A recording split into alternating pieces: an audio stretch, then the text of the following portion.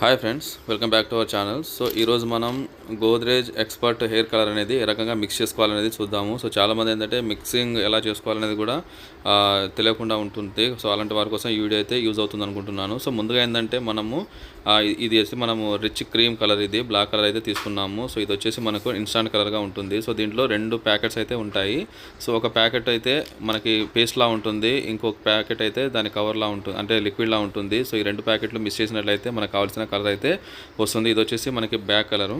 ఈ black colour ఏంటంటే దీని ప్రైస్ వచ్చేసి 40 రూపీస్ ఉంది.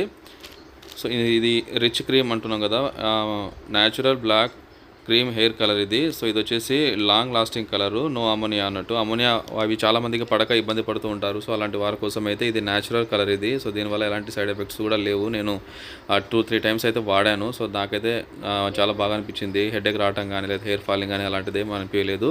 సో ముందుగా ఒక బౌల్లో మనం వీడియోలో చూపించినట్టుగా 2 ప్యాకెట్స్ని అయితే కట్ చేసుకొని ముందుగా అయితే మనము కంప్లీట్గా అందులో ఏం లేకుండా బయటికి తీసేయాలి.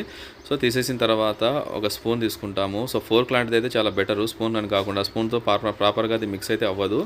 సో ఈ రకంగా ఫోర్క్ సహాయంతో మనం దీన్ని మిక్స్ చేసుకున్నట్లయితే చాలాసేపు ఒక 2 నుంచి 3 నిమిషాల వరకు మనం మిక్స్ చేసుకున్నట్లయితే అది ప్రాపర్గా మిక్స్ అనేది అవుతుంది. ఆ తర్వాత మనము దాన్ని క్రీమ్ ఎట్లయితే హెయిర్ ఆయిల్ అప్లై చేసుకుంటామో సో ఆ రకంగా అప్లై చేసుకున్నట్టు ఒక 20 to 30 మినిట్స్ అయితే మనం అలా వదిలేసినట్లయితే అది కంప్లీట్గా హెయిర్కి మంచిగా పట్టేసి దాని న్యాచురల్ కలర్ అయితే మనకు అప్లై అయిపోతుంది. సో ఈ రకంగా మనము అప్లై చేసుకున్న తర్వాత ఇది కొంచెం కలర్ షేడ్ అయితే అవ్వడం మీరు గమనిస్తారు. సో ఈ కలర్ షేడ్ అయిన తర్వాత ఆ గ్రీన్ వైట్ మిక్స్ అయ్యి ఈ రకంగా వస్తుంది. అప్పుడు మనం ఇది వాడడానికి రెడీ అన్నట్టు. Thank you friends.